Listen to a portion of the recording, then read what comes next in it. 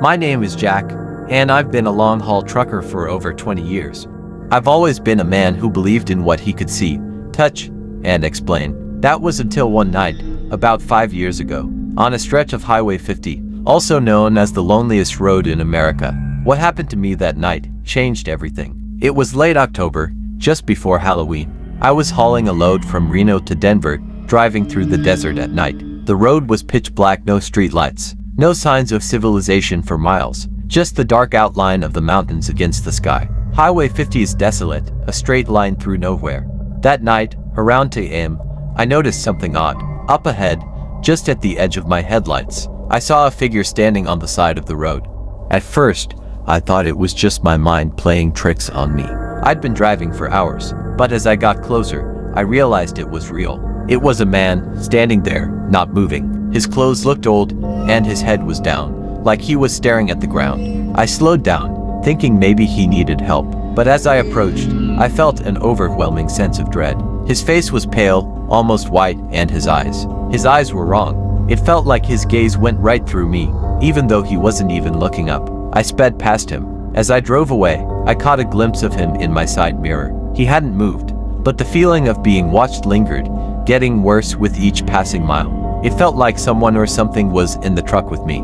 A few miles down the road, I glanced in my rearview mirror, and my heart nearly stopped. The same figure was standing in the middle of the road behind me, exactly where I'd left him. There was no way he could have gotten there that fast. I floored it. My truck roared down the empty highway, and I kept checking the mirror. No matter how far I drove, the figure seemed to stay with me, standing still, watching. Finally, I pulled into a rest stop, near Illy, needing a break. There was no one else there. I parked, got out, and stood in the cold night air. That's when I heard a soft tapping on the passenger side window. I froze, slowly turning to look. There, on the window, was a pale hand, and standing next to the truck, just like before, was the man. He was closer now, his hollow eyes staring straight at me. I jumped back into the truck and locked the doors, turning the key without a second thought. As I pulled out of the rest stop, I looked back, and he was gone. But the feeling of being watched clung to me like a shadow.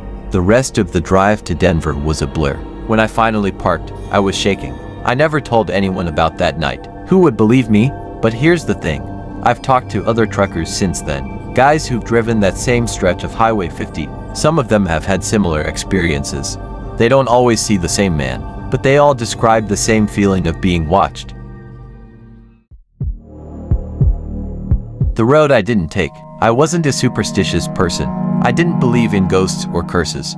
But what happened to me one night on an isolated stretch of highway changed my perspective entirely. Here's what happened. I had just finished a long haul from Memphis to Denver.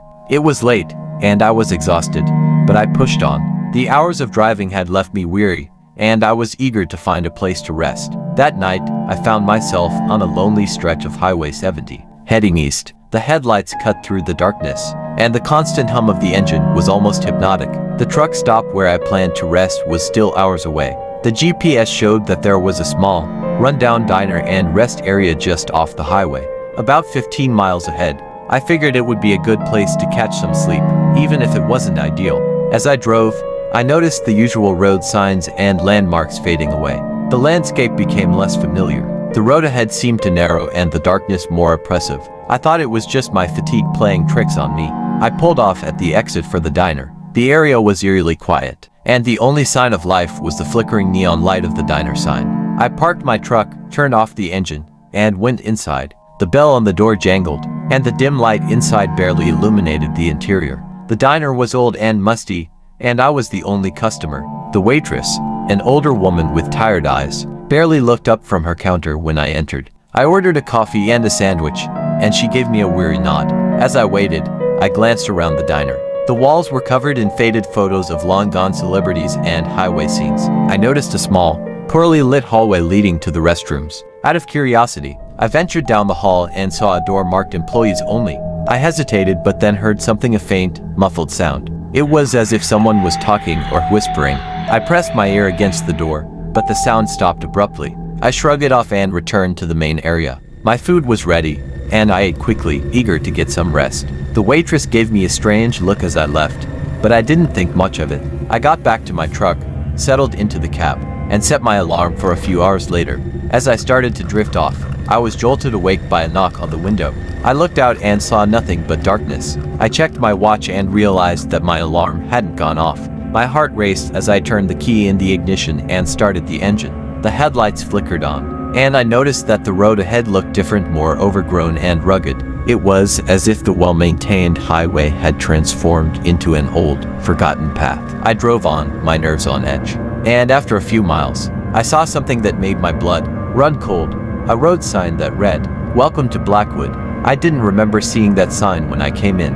In fact, I know I was nowhere near Blackwood. I kept driving, hoping to find my way back to the highway. The road twisted and turned, and every now and then, I thought I saw shadows moving at the edge of the trees. I felt like I was being watched. After what felt like an eternity, I finally saw a familiar sign, Highway 70 East. I quickly merged back onto the main road and drove straight to the truck stop I had originally planned to stay at.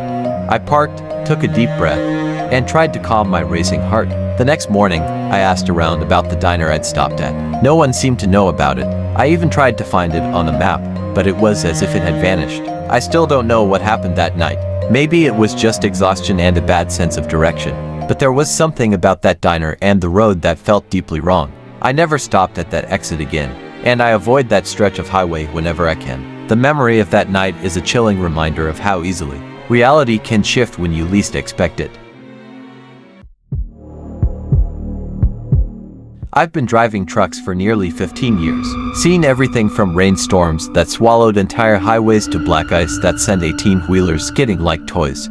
But nothing has ever shaken me like what happened that night on Route 99. It was late October, one of those nights where the cold gnaws at your bones and the darkness feels heavier than usual. I was hauling a load of lumber from Northern California, headed south. The trip had been uneventful up to that point, just me, the road, and the occasional static on the CB radio. After a couple of hours of driving in silence, I found myself in the middle of nowhere. The kind of nowhere where there aren't any gas stations, no rest stops, not even a house with a porch light, just a long stretch of empty road cutting through dense forests. I was tired, but not enough to stop. I still had at least a couple of hours in me before I'd need to pull over. It was around midnight when I first saw the figure. He appeared on the side of the road, just standing there, thumb out, trying to hitch a ride. I'm no stranger to hitchhikers, but this guy, something about him wasn't right. He was wearing what looked like an old flannel shirt and jeans, the kind of thing you'd expect someone to wear out here. But it was his face, or rather, the lack of it, that unnerved me. In the faint glow of my headlights, his face seemed off, blurry, like a photo that hadn't fully developed. I couldn't make out his features. Now, I know what you're thinking. Maybe I was just tired, or maybe it was the dim lighting. But no, I swear, it was more than that.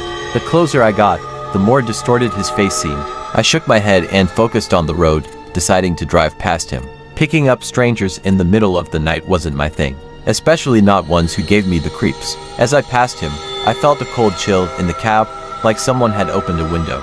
I glanced at the rearview mirror, just out of habit, and that's when my heart nearly stopped. He was standing in the middle of the road, directly behind my truck, staring straight at me through the mirror, and his face, it was still blurred, but now I could see something else, his eyes. They were too bright, glowing almost, like they were reflecting the moonlight. But there was no moon that night. I blinked, and he was gone. Just like that, my grip on the steering wheel tightened. I told myself it was just a trick of the light, that maybe I was more tired than I thought. I turned on the radio, hoping to distract myself, but the static was louder than usual, hissing and crackling, no signal. I scanned the channels, but every one of them was the same, just white noise. 15 minutes passed, and I tried to shake off the unease. But then, I felt it again. That cold. This time, it was stronger, like the temperature had dropped 10 degrees in an instant. I glanced at the rearview mirror again, and my stomach dropped. He was sitting in the back of my cab. At first, I couldn't move, couldn't breathe. He was sitting there, clear as day, his head slightly tilted to the side, staring at me. His eyes were still glowing, and his face still blurred.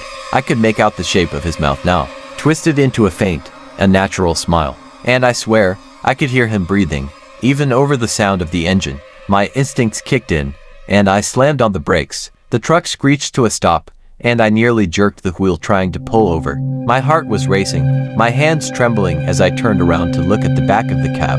It was empty. Nothing. No one was there. I sat there for a few minutes, trying to calm down, my heart still pounding in my chest. I thought about turning back, maybe finding a place to stop for the night. But something told me that if I stayed on that stretch of road, something worse might happen. I took a deep breath, started the engine, and got back on the road. But the feeling never left me. The cold lingered in the cab, and I kept checking the mirror every few seconds, terrified that I'd see him again. The rest of the drive was a blur. I didn't stop until I reached a truck stop a couple of hours later. When I finally parked, I didn't even bother grabbing a coffee or food. I just locked the doors and sat there, staring out into the dark, trying to convince myself it had all been in my head. But it wasn't. The next morning, I checked my truck. There was nothing out of place, no sign that anyone had been in the cab. But when I walked around to the back, I noticed something strange. On the back door of the trailer, scratched into the metal, were two words were written.